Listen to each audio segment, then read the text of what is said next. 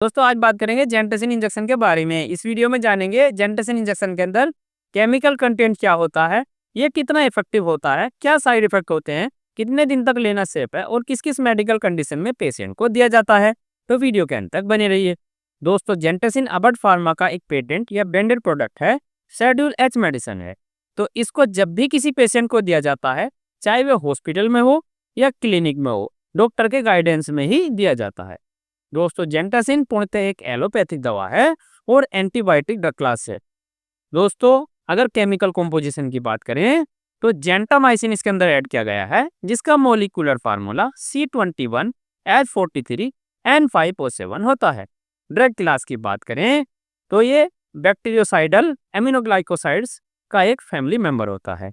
कुछ व्यूअर्स की समझ में यहाँ नहीं आया होगा, एंटीबायोटिक तो सुना है, बैक्टीरियोसाइडल ये क्या बोल दिया। दोस्तों अगर मेडिकल टर्म में बात करूंगा तो थोड़ा समझने में आपको मुश्किल होगी, इसलिए मैं आपको आसान भाषा में समझाने की कोशिश करता हूं। दोस्तों एंटीबायोटिक दो प्रकार के होते हैं इन जनरल, एक बैक्टीरियोस्टैटिक, दूसरे बैक्टीरियोसाइडल। बैक्टीरियोस्टैटिक ऐसा समझिए आप वह दवा होती है जो बैक्टीरिया को हाईजैक कर लेती हैं या बंधक बना लेती हैं, इम्यूनिटी का इंतजार करती हैं, इम्यूनिटी हमारी उस बैक्टीरिया को किल कर देती है और पेशेंट को उस बीमारी से राहत मिल जाती है।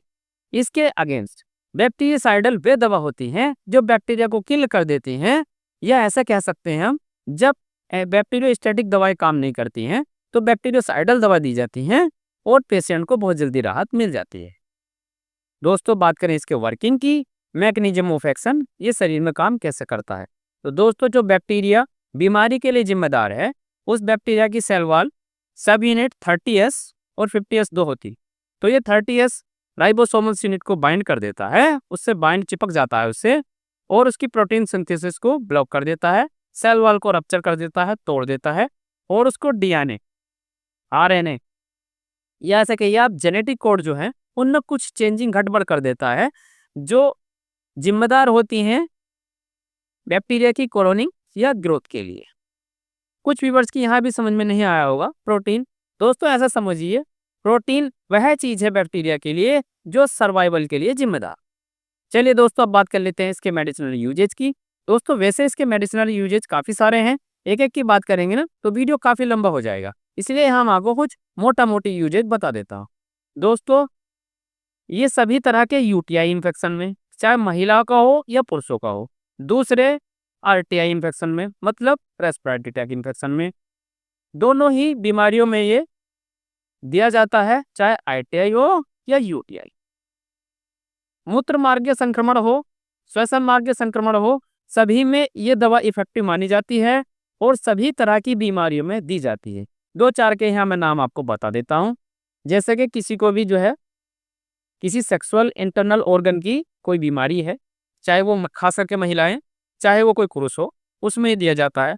साथ में जितने भी श्वसन मार्ग के लिए, सांस की नली में कोई जख्म है, फेफड़ों में कोई समस्या है, निमोनिया है, इस तरह की कोई भी समस्या है, उनमें भी इसको दिया जाता है, अच्छे रिजल्ट देखने को मिलते हैं। दूसरा किसी का भी चोट हो, घाव हो, कटा जला हो, उसमें इसको दिया जाता है। और सभी तरह के ग्राम निगेटिव बैक्टीरिया पे ये प्रभावी दवा है, सस्ती है पर बहुत अच्छी एंटीबायोटिक है। दोस्तों काफी महंगी एंटीबायोटिक जब काम नहीं करती हैं तब भी फिर इसी दवा को दिया जाता है और पेशेंट जो है बहुत जल्दी उस बीमारी से रिकवर कर जाता है। दोस्तों इसको जो है सही ड्यूरेशन में, सही डोज में लेना अच्छा माना जाता है, इसलिए इसकी 5 दिन, इन जनरल 7 दिन और 10 दिन ड्यूरेशन होता है।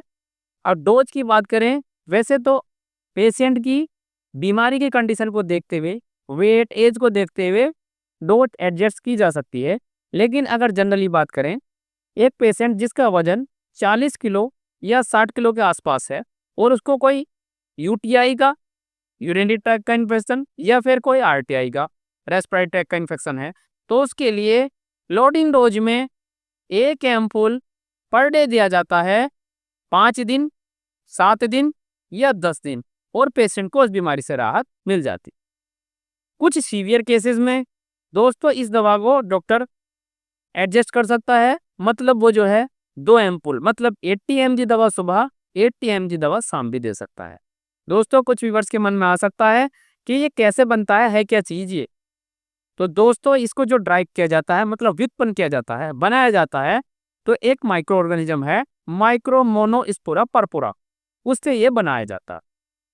दोस्तों यूजेज की बात तो कर ली, अब साइड इफेक्ट की बात कर लेते हैं। वैसे तो दोस्तों लिटरेचर में काफ़ी सारे साइड इफेक्ट हैं, वो तो एक जनरलिफिकेशन समझते ही हैं, लेकिन कुछ जो है जो न्यू डॉक्टर्स हैं हमारे या कुछ जो है स्टूडेंट जो पढ़ाई कर रहे हैं उनके लिए मैं थोड़ा सा बता देता हूँ।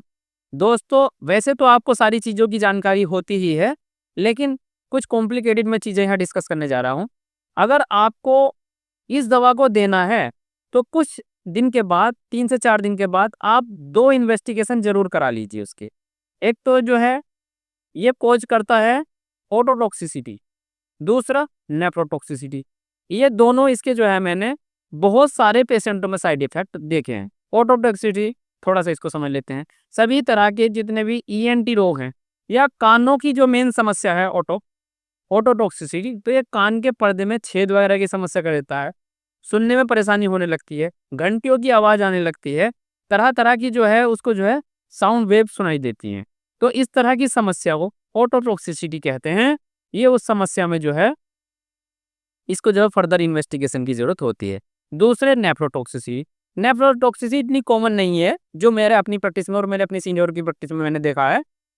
जो किसी ऑटो इम्यून डिजीज से सफ़र कर रहे हो, जैसे कोई गठिया वगैरह का रोग है या फिर किसी को जो है शुगर जैसी समस्या है, कोई डिसऑर्डर है या फिर कोई डिजीज है, ऐसी कोई ऑटो इम्यून, तो या लाइफ स्टाइल का कोई ऐसा रोग है, तब इसको जो है बहुत सावधानी के साथ दिया जाता है, क्योंकि ये जो है कहीं कहीं पे जो है किडनी के जो है फंक्शनिंग को प्रॉब्लम कर देता है और किडनी डैमेज करने तक की भी इसको नौबत आ जाए।